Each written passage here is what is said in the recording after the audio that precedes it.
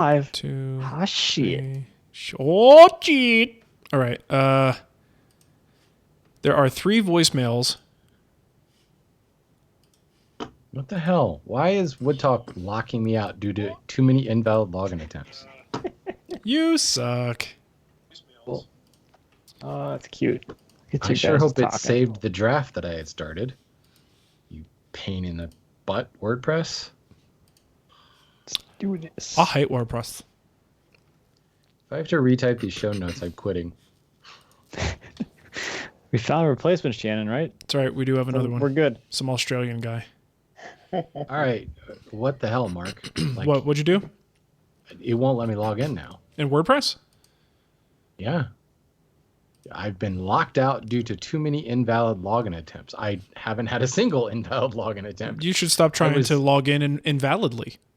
I was in the post editor, and then I tried to do something, and it like popped up the WordPress sign in. Yeah. Saying you've been logged out or like timed out or whatever. And now it won't.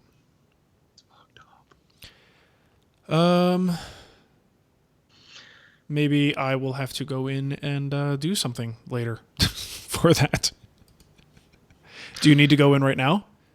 No, I just had started the show notes. So okay. I don't know if what I started got saved or not, but no, it's invalid login attempts. Who knows? I might have to just like reset your password or something. Maybe. I guess. I see a 339 draft with a little bit of stuff in it. Okay. So it did an autosave at some point, I guess. Yep, I do see some content here, so.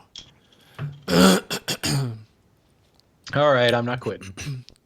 Today. Good news, everyone. There's always tomorrow. Damn it. You never know. We're just going to take these voicemails and wing it. Hopefully they won't be terrible. Because you never know. Let's wing it. Did you say wingy? No. Okay. Oh, man. We had some of that stuff flow across the grading chain the other day, and they defected out a bunch of it for Hardwood to go. And I you was said the gravy train? The grading train. Yeah. Well, it's close. That wingy's flowing across my gravy train. Oh, man. I have so many freaking splinters from moving that stuff around. It's unbelievable. That's the best. They make you move wood around? Yeah. Thought you're a marketing guy. I thought you're like a marketing guy and the office guy. Yeah, except for Hardwood to Go, where I am like everything for Hardwood to Go. I'm the marketing guy for Hardwood to Go and the forklift driver and the order filler. And yeah. I thought you needed more things to do. No, definitely not. I think you need a raise. Okay, let's do it. Let's do a show. Let's do 3 shows while we're here. Okay. Why not? Welcome to Wood Talk for woodworkers by woodworkers. Now here are 3 guys who put the fine in fine woodworking. Mark, Matt, and Shannon. All right, it is Wood Talk number 339 for November 28th, 2016. On today's show, we're talking about when to use your air cleaner, tensioning a bandsaw blade, and planing a glue-up carcass. Or is that a glue-up carcass or a glued-up carcass? I don't speak no English. Okay. Work on that for me. Let me know later. Let's move on. If you want to support the show, you can head over to patreon.com/woodtalk and you can help us out like these fine folks did. Jim Gavix, Dane Christensen, New England Woodworking Studio, Scott McClary, Glenn Vassner, Robert Green, and Angelo Susi. Thank you so much, folks. And remember, if you hit that $4 pledge amount, you get the email extra every single week. And that's where we record an extra email answer. The 3 of us kind of chip in to talk about it, just like one of the regular emails we do in the show. But you get an extra one. It's just more woodworking goodness for your ear holes. More better. It is better for sure. So that's at patreon.com/woodtalk. And let's move into what's on the bench. Let's get down to the nitty gritty. I like light, fellas, and I like lots of it. Nope. I like big lights, and I cannot lie. So Andy Klein came over because, he lives in the area, and I figured, come on over, let's talk, let's hang out. Let's do some manly stuff in the garage, like work out with our shirts off. That didn't happen. So we just basically, Disappointing. Not going to talk about what we did. It's very private information. But he actually came up with a great suggestion. I don't have my LED lights like set up yet. I haven't come up exactly with what the product is I want to use, where I want to have them installed. So I'm not 100% with that. But in the meantime, it would be nice to have more than just the 4 light bulbs that are in the ceiling just to kind of help me along. And he suggested these very powerful high output LEDs that are still very low wattage, but they put out so many lumens, like so many more than you would expect from any single bulb solution. So I went to Home Depot, and sure enough, they had them there. And I believe each one is like 4,000 lumens, and it just screws into a regular bulb socket. And this thing is throwing out some intense light. So I replaced all 4 of them with those bulbs. And as a temporary solution, it's actually, makes the space much more tolerable. It's amazing how much you get used to good light. I put one of those in my laundry room. It's the only unfinished section of our basement. Okay. And it's just got the bare bulb in the ceiling. And I put one of those things in, and it was like, there needs to be like a sound effect when I turn it on. Yeah. Yeah. I mean, it's like, oh my God, my eyes. It is intense. And the thing is, though, because of the way it's like cylindrically shaped and the LED strips are mounted, vertically once it's screwed into the ceiling, the light just kind of shoots out in all directions out to the sides. So the walls and with the ceiling where it meets the walls are like as well lit as the lower sections of the walls.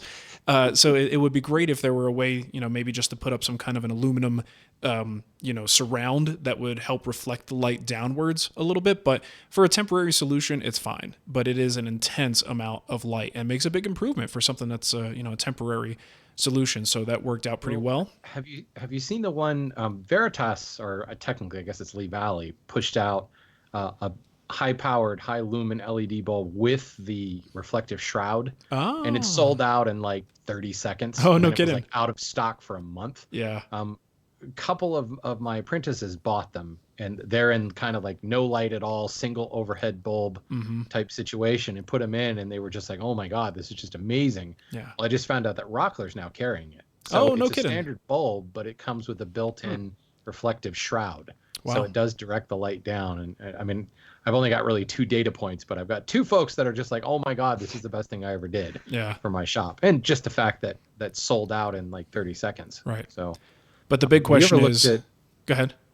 Have you ever looked at the, is it just called Big Ass Light? The company that does big ass fans, right?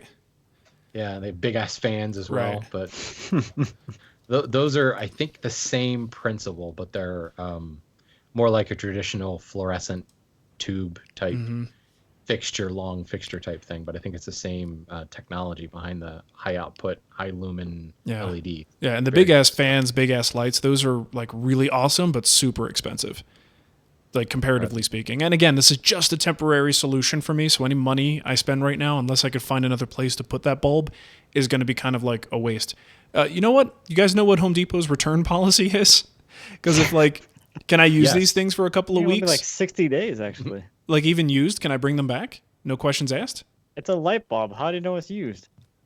I don't know, Matt. I'm trying to be ethical here. It's not. Oh, it's ethics. Yeah, now. ethics. Wow. When did we get there? I know we have Home Depot employees that listen to this show. Yeah, let me know. It could very well be within 30 days. I mean, even if it's a 30-day policy, I'll be done with these bulbs by that time, but it feels a little dirty. Like to be like, oh, here, you can have these back now. I'm done. This is what you like, do. what, did I rent them? Long, you return those ones and you buy another set for another 30 days. Yeah, there you go. We'll just keep it rolling. I like that idea. Well, dude, like totally unrelated to woodworking, but our Christmas tree just blew up, and like the LED lights, it's a pre-lit one. LED lights just crapped out on us, and the tree's already up, and it's like, we don't have the money right now after just moving to go buy a new tree. So we remembered that we bought it from Costco like 3 years ago. And what did we do? We went to Costco, said, hey, this is a tree we bought a while back. Their policy is just so like whatever. They don't care. You bought it from them, they will replace it or give you a refund. So we got a full refund for it, and the tree is now cheaper. Like the comparable tree they sell now is like $50 cheaper. So I was able to buy a little sled for Mateo, like a little, a pie and little things like that. But yeah, talk about a return policy. Like that is. Wait a minute. Go back to the pie. Okay. I want to hear more about the pie. Well, let's talk about the pie while we're here. Costco pies, and I'm talking specifically about the apple pie and the pumpkin pie. I don't Those know are why. the ones that are like 18 inches across. They really are. They're huge. I don't understand why Sam's Club pies are so much better than Costco pies. Trust me on that. If you have a membership to either one or the other, get the Sam's Club version and then get the Costco version and tell me which one you like better. Because Sam's Club kicks their butts. I don't know why that is. Okay. So anyway. That sounds like a perfect topic for a weekend show. It really does. Our favorite pies and where to get them. We're just going to sit around on the cam and just eat pie. I like that. It's going to be a more visual show, but there'll be like lip smacking and yeah, there'll be some good audio. Eating sounds. Everyone loves hearing the sound of eating close up grape sodas. and drinking grape soda. Yeah. So very quickly, just to finish off here, I did make a decision about the heating solution after going through like forced air and drum roll. Yeah, and radiant heating and all these different things. The path of least resistance for me right now is to install. Yes, is to rub my body up against all of the tools until things warm up. Is to use the mini split that I ripped out of the wall and took with me that's sitting in my backyard right now, right? Like, why not just do that? So the disadvantage with that is that the compressor has to be installed in a place that I would consider not ideal, and that's part of the problem. But after going through the like series of decisions around all the other types of heating solutions and the compromises I'd have to make and also the cost, I decided this was the way to go. By the way, let's talk money. One of those forced air heaters with a sealed combustion chamber or whatever it's called so that it's always getting fresh air intake and not taking in dust. Installation for that, at least the one bid that I got, is going to cost about $6,000. Whoa. What? How's that float your boat? What are they doing for $6,000? Plating it with gold, apparently. I hope so. It's going to blow out gold dust all over the shop. $6,000. And I didn't really even dig into it to be like, whoa, why, guys, why? Like, what's going on here? But the same company says $1,500 to do the installation on the mini split that I already have, which seems very fair to me. So I'm a little bit confused. Oh man! But since I moved away from the forced air solution and to the mini split, I'm okay with just like, let's not investigate that. Let's pretend that bid never even occurred, because that's insane. That is I don't know what they would.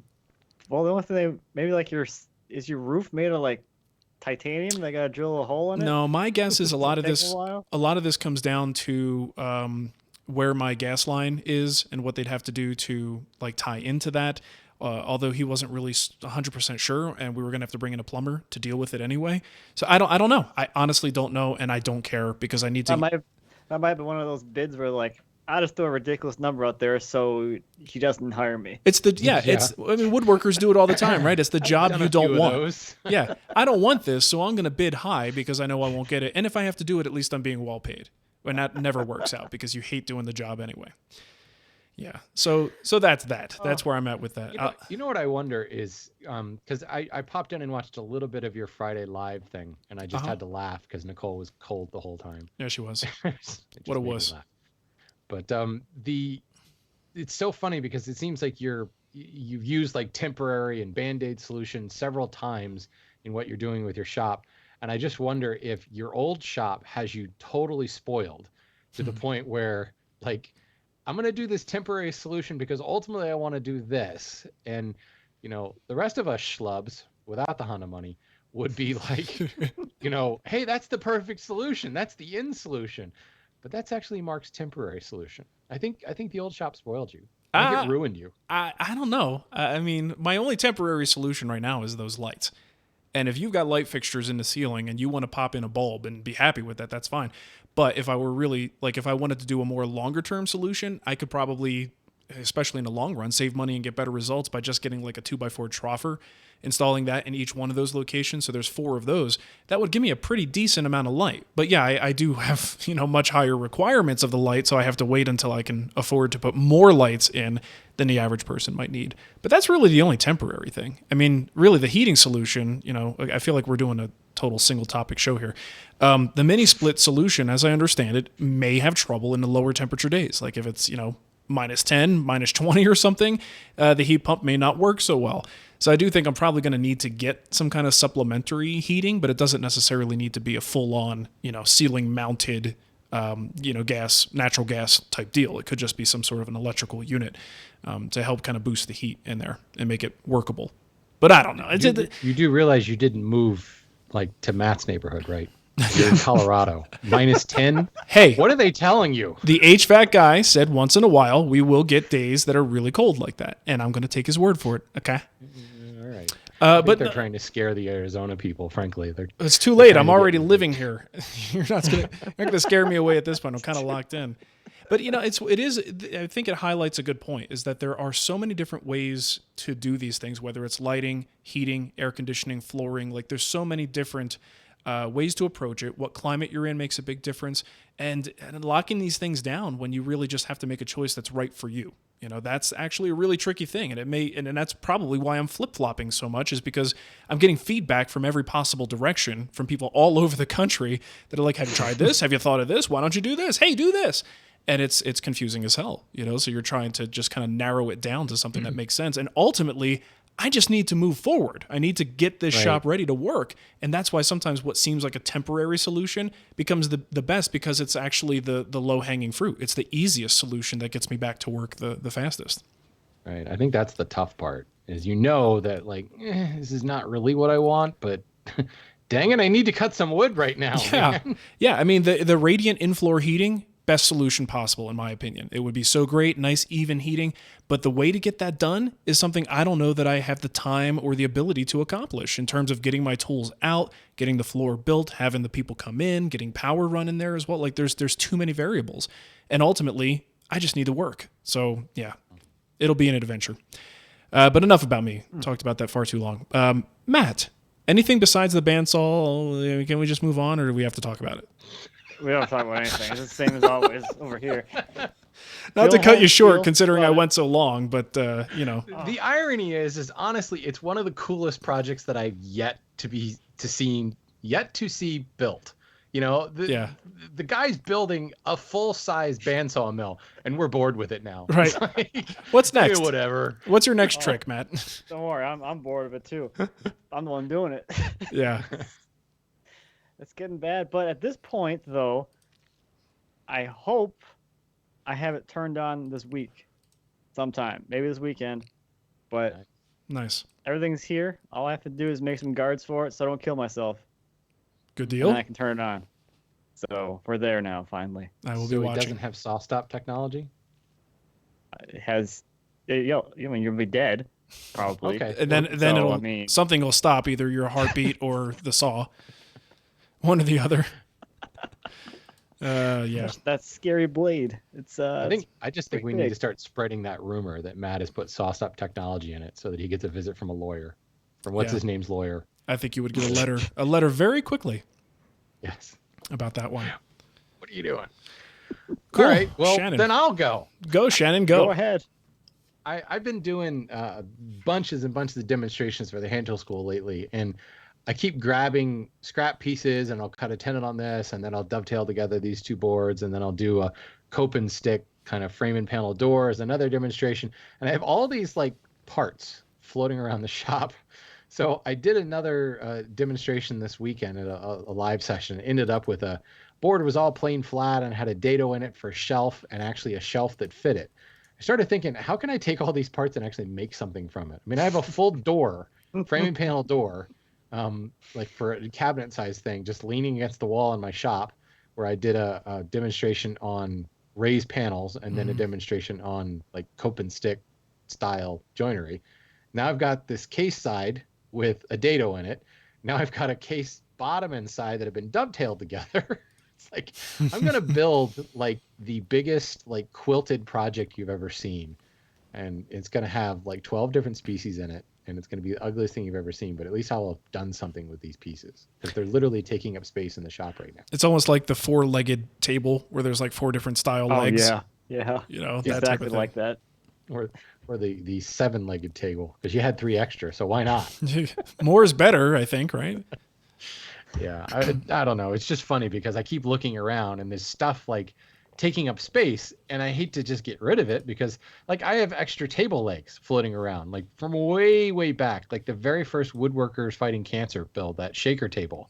I built that Queen Anne table. I have 3 offset turned Queen Anne legs from practice pieces, and it's like, I shouldn't get rid of them. I should build something with them. So what I need to do is build like a 3-legged Queen Anne table. There you go. I don't know. That could I think look I just interesting. Just need to take some time off and just build projects from what the stuff I have lying around. Yeah, not a bad idea. I need to do It'll that be too. ugly. It could be, but what the hell could I possibly be doing right now? Keeping Shannon up. What's your call? Recorded? I have to reopen it, but that at least the stream, but that's not nice. Stop recording And then find out. entire thing. For many shows we've done, never had it freeze. Probably going to quit. This is That's it.